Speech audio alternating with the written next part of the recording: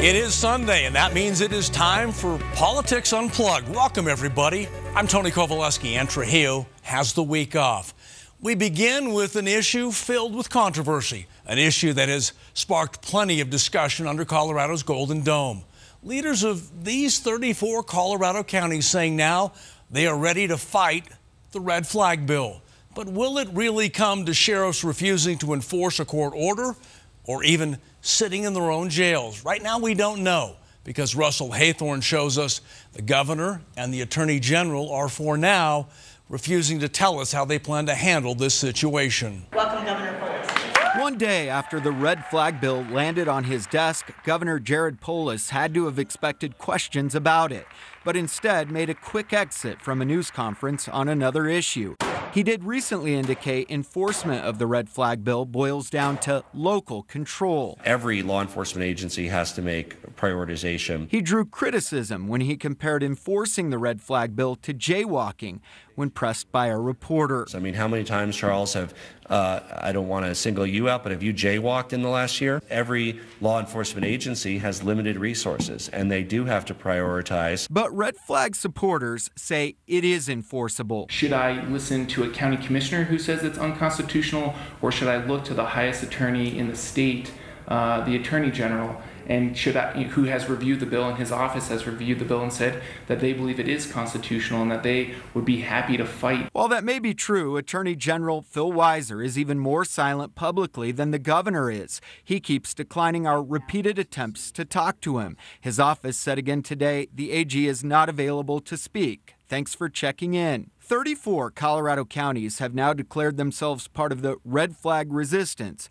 Former Weld County Sheriff turned State Senator John Cook says if sheriffs dig their heels in on this, it is certainly within their authority. Sheriffs have discretion on what laws they enforce and which ones they don't. You know, they can say, we don't enforce speeding 1 mile over the limit because we have other priorities like burglars and child molesters and drug dealers. But CU Denver criminology professor Mark Pogrebin says while priorities are one thing, we know that police use discretion every day in the street, administratively, that's fine. Ignoring the law, claiming it's a constitutional issue, is bogus. I say, look at every arrest you made in the last week and tell me if there's not a constitutional issue on arrest, search, and seizure. We have it all the time. Everybody knows that. Russell Haythorne, Denver 7. As you can hear, there are still a lot of questions about this bill, including what ramifications could face any of those counties fighting the law. Joining us right now, John Campbell, an associate professor of the practice of law at the University of Denver's Sturm College of Law. John, thanks for joining us. You heard the issues there. What's your take? The short answer here is that somebody's going to have to go first. If this becomes law and it has not been stayed by some court, one of these sheriffs is going to have to decide not to enforce a court order.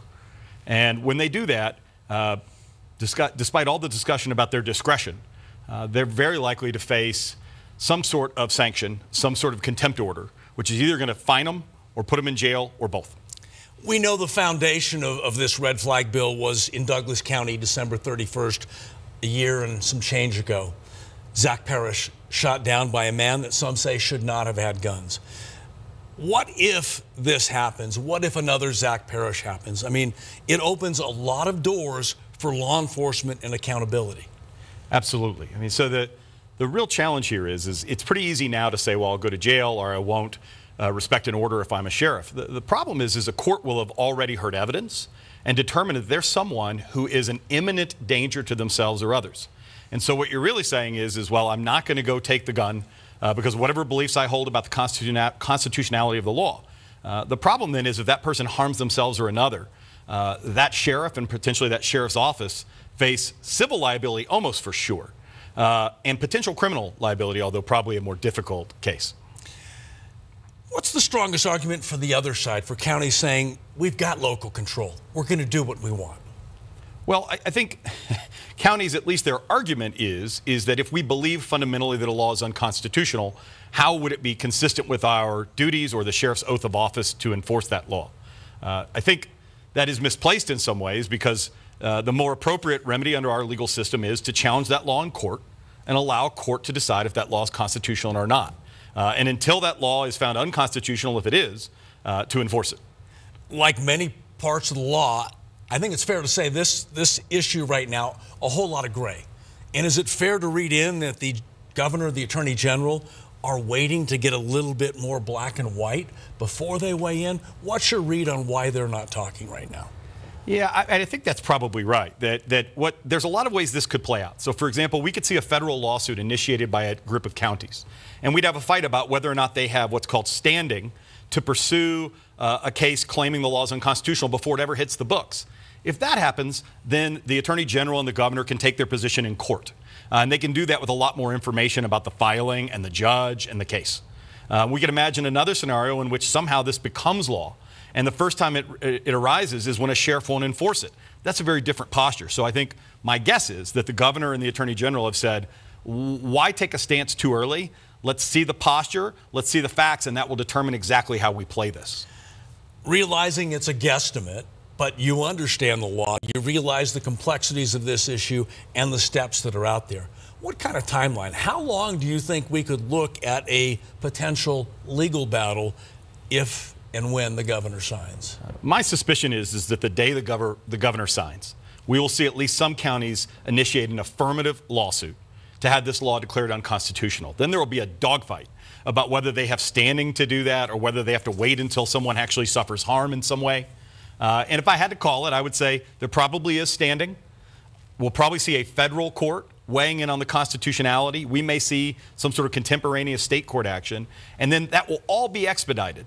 And so I wouldn't be surprised at all if we have a ruling, at least a preliminary ruling, on the constitutionality of the law long before it would take effect in 2020.